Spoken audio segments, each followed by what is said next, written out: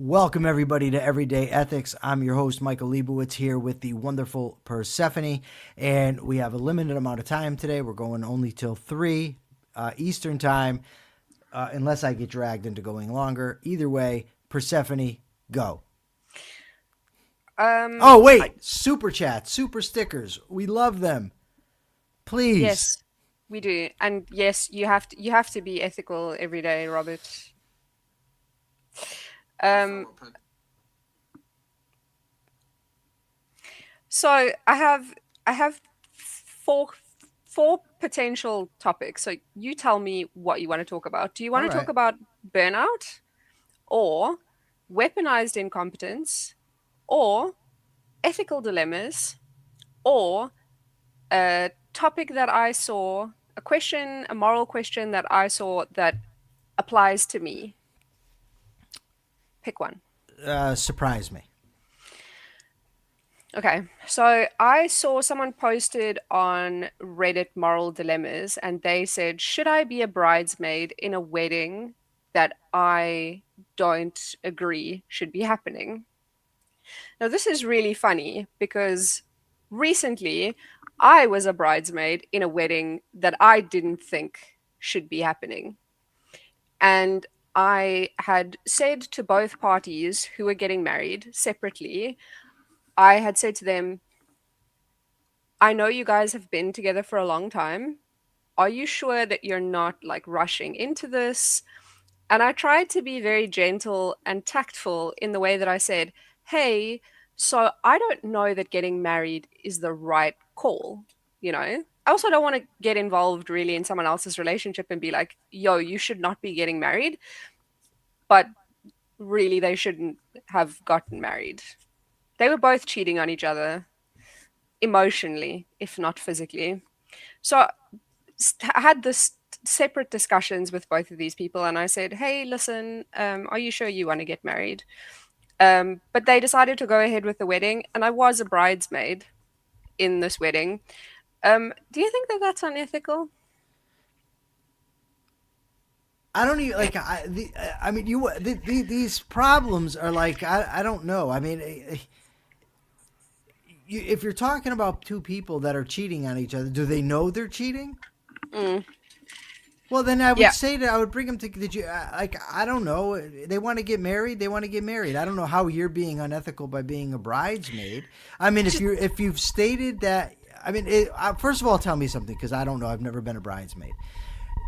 Is being a bridesmaid meant to send a signal of support well, yes, because for the union?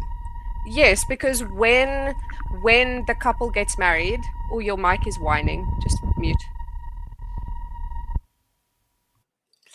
Okay, so when the couple gets married and they're standing before the priest, the bridesmaids and the groomsmen are standing up in the front of the wherever with them. And usually the bridesmaids and the groomsmen, at least two of them, like serve as witnesses to the wedding. So, yes, it's much more of an approval of the wedding than just attending the wedding as a guest because you're standing up there with the bride and you're helping her get ready and sort of giving her like pep talks on the day. And yeah, it is. It's a you're standing there with her as she gets married and you're going, "Yeah, good. You should be marrying this person." Well, if there is an implied uh, agreement with the marriage, then yeah, you shouldn't be doing that. I don't know what else to tell you. I just thought it was interesting. Well, I don't. I just can't imagine people like. I don't know how to struggle with something like this. I mean, it's not something I would struggle with. So I don't. What do you mean you don't know if the thing is I didn't struggle with it. I told them that they shouldn't get married. I was pretty clear with both of them. They did get married and I didn't question whether it was ethical because in my mind I was like, well, they're doing this anyway. I've done my best to sort of talk them out of it without being rude about it. So I was like, well, I've done my part, and to not be there to support her is probably worse than standing up and going, yeah, it's fine, get married. It also helps that I don't find marriage particularly important. The whole like getting up in front of a priest and signing a legal, I don't really find that super important. So for me, it was kind of like, eh. But then I saw someone posted a question and they said, is it ethical to do this? And that sort of made me think, should I have asked that question? Um, I don't like this is such a small thing. I don't know, Persephone. Like I said, if you are implying by doing this, if you that you are in support of a marriage you're not in support of, then it's dishonesty. But if you're telling them ahead of time, no, you shouldn't do it, but you still want to be there for your friend because you're like, well, you're my friend, I'll do it. Like you're not committing a murder. Robert Nasser, I think, hits the nail on the head here. He says the problem with marriage is that too many couples don't know what marriage is. You got to define your terms, especially when it's that important. And I think that's true. And I think when you're in a relationship, period, the people need to be honest about who they are and be honest with themselves about who the partner is. So, coming out of prison, I had been in prison for a quarter century away from women. I had a girlfriend that I absolutely loved with all my heart, Melissa. Uh, I also like to flirt. And I explained to Melissa, listen, I like to flirt. I like female attention. I've been deprived of it for a very, very long time. I will never cheat on you and I will never lie to you. And that's the truth. And she was okay with it. Some women might not be. Some women might say, no, if you're going to be flirting with other women, then no. Diana, my girlfriend now, understands that as well. She also understands I would never lie to her, I would never cheat on her, but she knows who I am. I'm flirtatious. It's who I am. Uh, uh, you know, um, so when you're entering into these a marriage, and if you don't know what your partner is, and then it comes as a shock, oh my God, I can't believe you're doing this, then it's kind of your fault. So I think that Robert really hits it on the head there. So I think that that's more where a more interesting, I think, discussion than whether or not you're going to be a bridesmaid. No offense, Persephone, I appreciate you coming with the scenario, but that's where it lies. If you're entering into a lifetime, supposed to be a lifetime commitment, and both of you are already emotionally attached elsewhere, you're fucked. And if they're too dumb to see that, I don't know. Like, I don't even know why you're friends with these people. Well, they got divorced, so Yeah, big surprise. 3 months after the wedding. Anyway, um, it it comes down to like honesty and communication, right? Like honesty can feel, or like open communication can feel uncomfortable if you're not used to it, if you are used to living a life where you sort of tell half truths and hide big chunks of yourself from other people, because I know that is how a lot of people live. They don't want to discuss certain things with their friends or whatever. So it can be difficult when you get into a relationship to be 100% honest with the person that you're in a relationship with and explain things that you just aspects of yourself. But it's important. It's important to be honest with one another, not just for their sake, but for your sake as well. Because if you're going through life sort of hiding things and having to lie and having to like fudge details and not talk about things, then that's kind of a shitty way to live. It is. I have an ethical dilemma that I have a whistling microphone. I looked it up, and so it seems like I'll be able to fix it, and I will. Is it doing it now? No, it is not Okay. doing it now. I'm Um, very curious to know if it's going to show up in the. It's probably going to show up in the clips, and then you're going to hear. is it now happening? No. All right. So there's an abundance of problems that I could be fixing. Hi, Nicole. Hi, Nicole.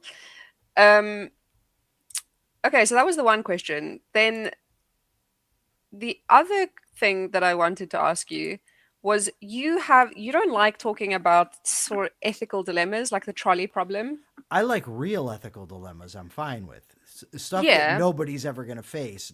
No, I'm never going to So have like here flip this switch and kill these people. Like that's never going to happen to me. so this is just a very random question. Do you think that those have any value whatsoever? Um, yes, they can. If your point is to identify a principle, so you want to bring in a hypothetical abstract situation, then yeah, it can be. But the trolley problem, a lot of them have a what's the word I'm looking for here? A built-in bias in favor of standard ethics. For instance, the idea, well, would you kill one person or five? It's kind of built in there. Well, not five because you have a utilitarian ethic. So, what if the five people, for instance, are uh, Goebbels, Goring, Himmler, Hitler, and what's the other asshole? God, I can't remember his name now. There's too many of them, honestly. No. Eichmann, right? Suppose that those are your five, and your one is my best friend. Well, then it's a no-brainer, right? Those five, they're getting it. No remorse, no lost sleep. Give me a cheeseburger, right? I Give don't me a care. cheeseburger. No, but you understand my point. So Mm. you can't just substitute this situation like that where there's so many unknown factors because real life doesn't really exist like that. In real life, I have all my known values.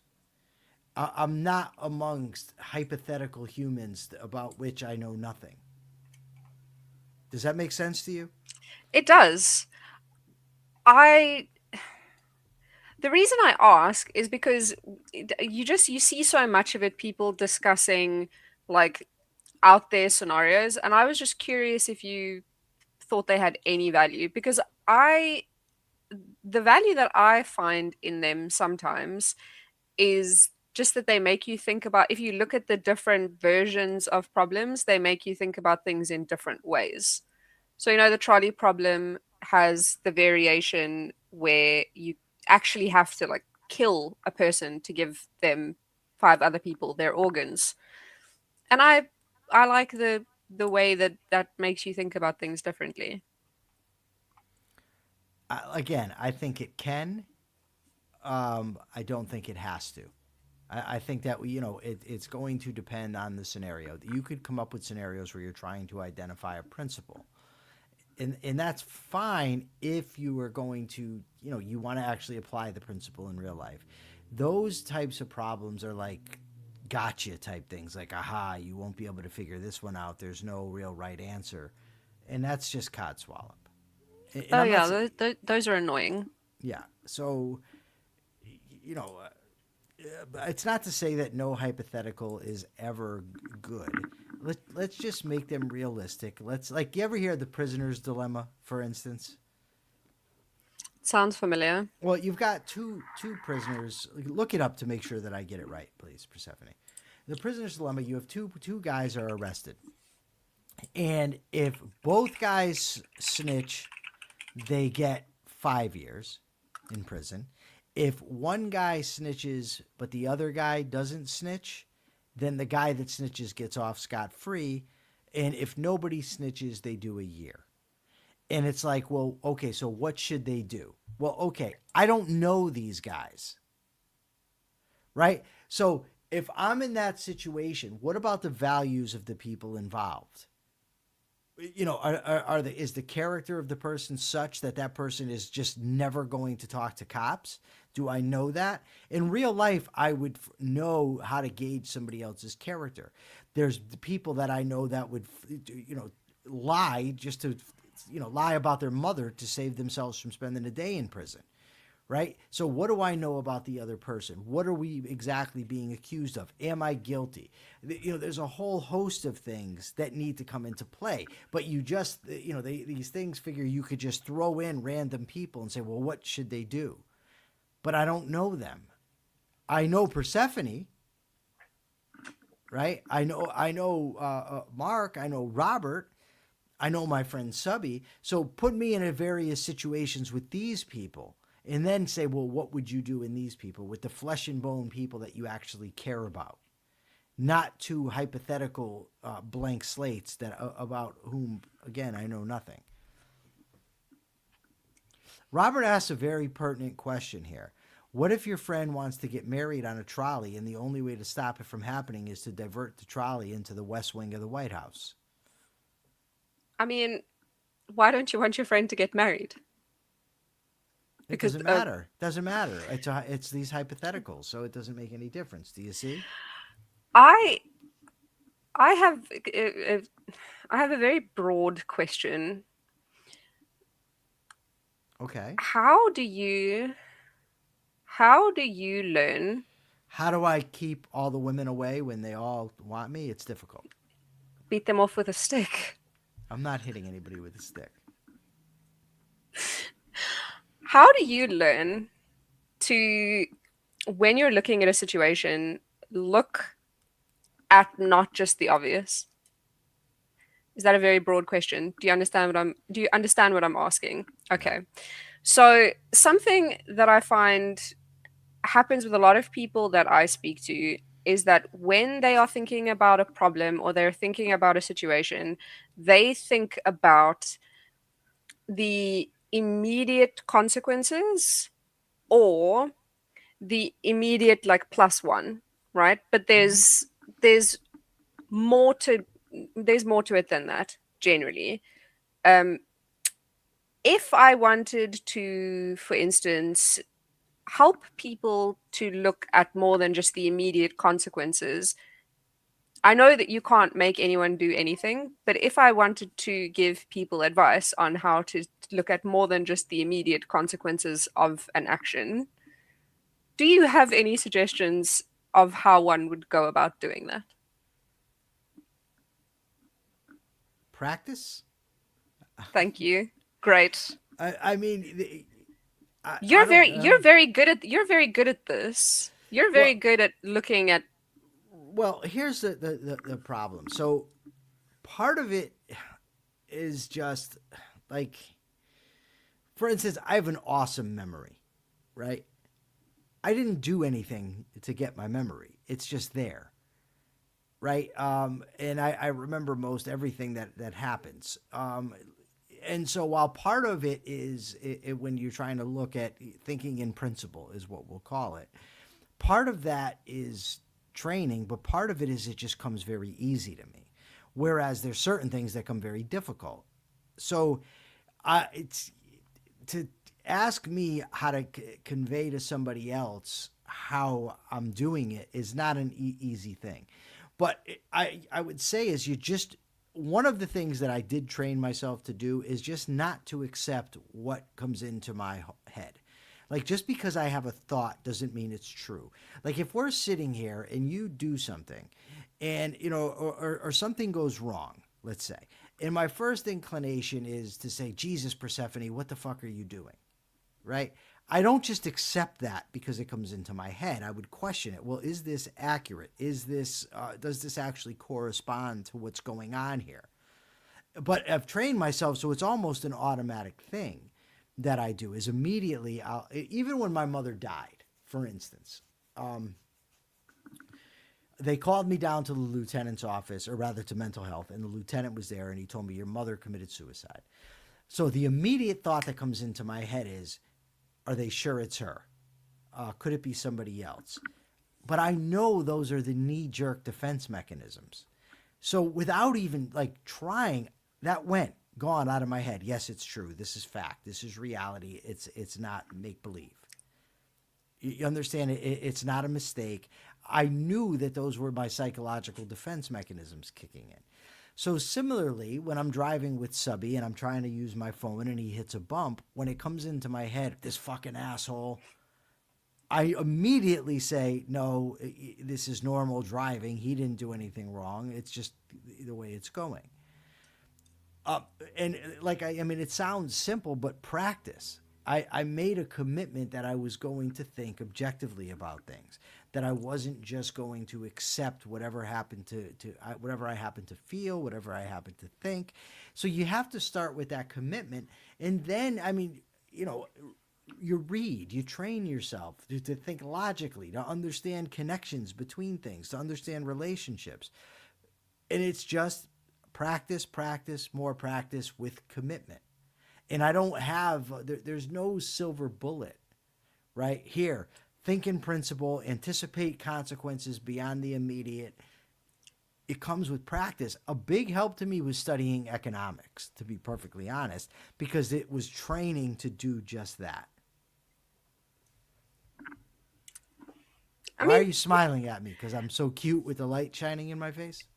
Adorable. No, so there's a thing about you which I find very interesting, What? is your initial answer to a question is always sort of your initial answer is always not a brush off. I don't mean it in a bad way, but your initial answer to a question is usually sort of like very broad, kind of like practice or rely on principle or listen to your reason or think about what your values are. That's your initial answer. And then if you like press, then you sort of just start getting deeper and deeper and deeper into the answer. And it's an interesting thing Well, about the you. thing is this, is that I know it's encompassed in practice, right? Okay, so then we have to ask, and goes right to what we're talking about. Okay, well, what does practice consist of? What do you have to do, right? Yeah. When you want to practice this. So I would say, okay, well, um, I'm trying to think of a scenario that would suffice for this. Um, a lot of it really is just, I mean, I did an interview today with Ilya Soman at 1:15. He's a constitutional law expert, right?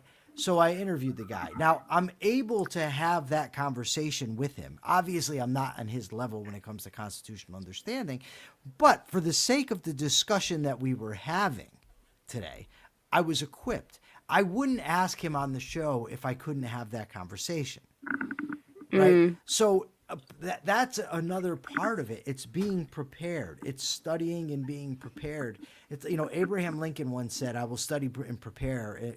What did he say? "I will study and prepare myself, and when the day comes, I'll be ready." Right? So you have to start with a commitment to, I want to be objective. I want to be reasonable. I want to make good decisions for my life. Right? So you start with that. So now you say, okay, well, what are some of the basic principles that would allow me to do that? And, we've gone through the objectivist ethics, for instance: honesty, productiveness, integrity, pride, independence, and justice. So these are the sort of the broad principles. Now we have to think of how they apply in a given situation. So a situation, and that's ultimately how we're able to predict the future with some semblance of accuracy, is by the application of principle. Criminals, for instance, are very concrete bound in their thinking.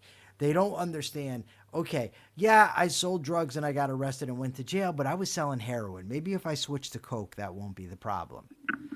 Or, well, I was selling on 13th Street. Maybe if I go to 15th, it'll be a different situation there. They're not identifying the principle that your search for fast money is getting you into problems.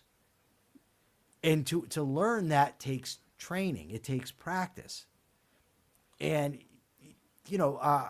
I've read, for instance, Barbara Brandon, Principles of Efficient Thinking. Ayn Rand, Introduction to Objectivist Epistemology.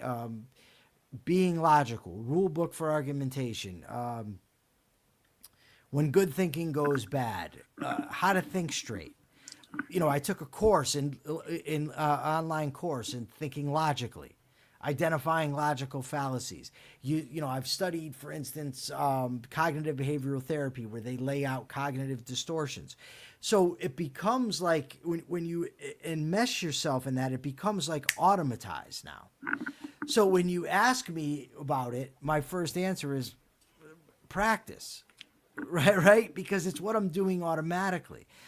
Dr. Samenow and Dr. Yokelson said that the prisoners that they taught, it got to the point they were implementing the correctives to the thinking errors without even being able to name the thinking errors.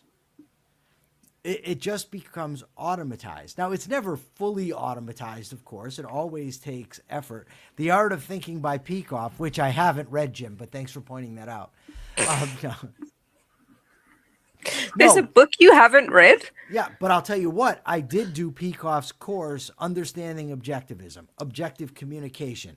Ayn Rand's book, The Art of Nonfiction. Yeah, I do know. I know who David Goggins is, the pull-up guy. So, yeah, you practice so it becomes, like Aristotle says, second nature. Yeah. It just becomes almost automatic, but you have to start. Desire comes first. Desire, learn the basics, practice, implement, and understand that you're going to fall down, you're going to fail, you're going to fuck up, but you keep going, you keep trying, you keep striving, and you keep growing. Life ultimately is growth until you're dead, in my view. Yeah.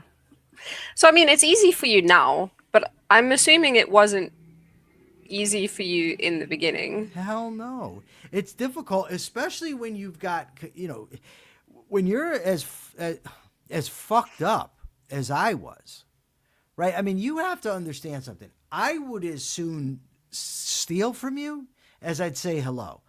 I could hurt people very badly and not lose a wink of sleep, right? Like, it didn't matter to me.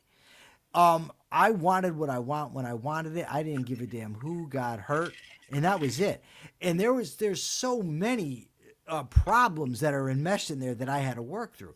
So you've got so many competing subconscious values. It's a pain in the ass. It's very difficult, and it can be very painful. But I would render a guess that most of the people in this audience are nowhere near as screwed up as I was, right? So you don't have to overcome the hurdles, psychological hurdles that I had to overcome. But it's still difficult. It still requires effort. But so what? What's the alternative? You don't put forth the effort to think in principle. You end up making very bad concrete decisions that redound throughout your life, and you end up with a lot of problems. Or you can start where you are, put in the effort, get better, be better. I feel like this thinking of the long term consequences of something and thinking about all of the knock on consequences is something that I don't think that I really struggled with. Because even when I was much younger and much stupider, I was very good at not doing things, even things that I wanted to do, not doing things that would have extremely detrimental consequences to my life. Not my life immediately, but my life in 10 years. I have just always been one of those people who has thought about things and thought, if I do this, what's the worst thing that can happen? Is that worst thing worth the thing that I want to do right now? Mr. Deagle has a very interesting question. Do you think it's valuable to make yourself suffer through No. discipline? No, I don't. I think it might be necessary, and I think it can help you learn. I do not think suffering, qua suffering, is a good thing. I think that to train yourself to allow for a certain amount of suffering, to train yourself to endure it when it's necessary, can be valuable. But suffering just for suffering's sake, no. Thank you, Nicole. Thank you, Nicole Hingle. Nicole Um, Hingle gave us $5, and earlier she said I was adorable. By the way, I just want to point something out here. When it's just me, the male to female ratio in the audience, we have far more dudes than when Mark is here. The chicks show up for Mark. what can you say about that? I have a question. Do you think he says suffering, make yourself suffer through discipline. Do you think that there is an element to that of the way that you think about things? Because I feel like a lot of people think about discipline, and instead of thinking about it as discipline, they think about it as I'm making myself suffer. So if they think going to gym is something that you need discipline for, and then they think, Jim oh, Valiant? well, I was going to make such an uncouth comment now about doing gym, and then I was like, should I? No. Um, Danny says the dudes show up for Persephone. Okay, so the women show up for Mark, the dudes show up for Persephone, and I'm just here with a whistling microphone. I show up for you. Thank you. That's nice. So Bye, do Nicole. bye, Nicole. And thank you, Katrin. Do you think that it's a mental thing? Because some people do equate discipline with suffering, even though it's not really the same thing. They're sort of like telling themselves that they are suffering and therefore are making themselves suffer. I think, generally speaking, that you tolerate the suffering because of the reward. Right? You say to yourself, okay, I'm willing to endure this because what's coming at the other end. That to me is the appropriate mindset to have. Yeah, I don't know I if I care guess. for that. I mean, I guess. Yeah. I'm not non-binary. I just don't know. I just don't know if I like that. Whether it's true or not, I have no idea. But I just What? don't What? want. If what? Whether what? What are you You talking about? you put up with suffering for the reward, because I just You I don't don't. always have to suffer to get a reward. I'm just No, I saying. know, but There's I'm just thinking. times. There's Michael is times when you pansexual. do. Danny, would you just hurry up and get here because I want coffee and dinner. Here's the thing. I forgot what I was going to say. It's not always, but there's times in life when you have to endure a Yeah. measure of suffering in order to succeed. There's times you're going to have to endure discomfort. Life isn't all fucking roses where everything's just nice. Oh, yeah, look great. No effort, nothing, and just we're going to get everything. So, no, you have to put forth the work. You have to put forth the effort. And you can actually enjoy that knowing that you're building the discipline. I'm just saying it's not just for the pain. It's not that I'm going to make myself suffer. No. Maybe that's what I was thinking about. Also, I just want anybody who's listening to this on Spotify and who can't read the live chat. Danny just said to Mike that he better be putting out. I And just you want to felt make the sure need that to share that? I did, because it's funny. That's interesting. So I'll I tell you think, what, it would take a lot more than a cup of coffee. but you said dinner as well. Oh, that better be one hell of a dinner. Well, what if he took? Why are we discussing this? If he took me to Mendy's, if we What? went to if he takes me to Mendy's, all right. Okay, I got to go because I got to get ready. Okay. Everybody, was thank fun. you so much. Thank you so much for being here with us, whistling microphone and all. I'm going to try to fix that issue tomorrow. But I really appreciate everybody. Appreciate the super stickers, super chats. We'll see you tomorrow at this time. Until then, folks, be ethical. Bye.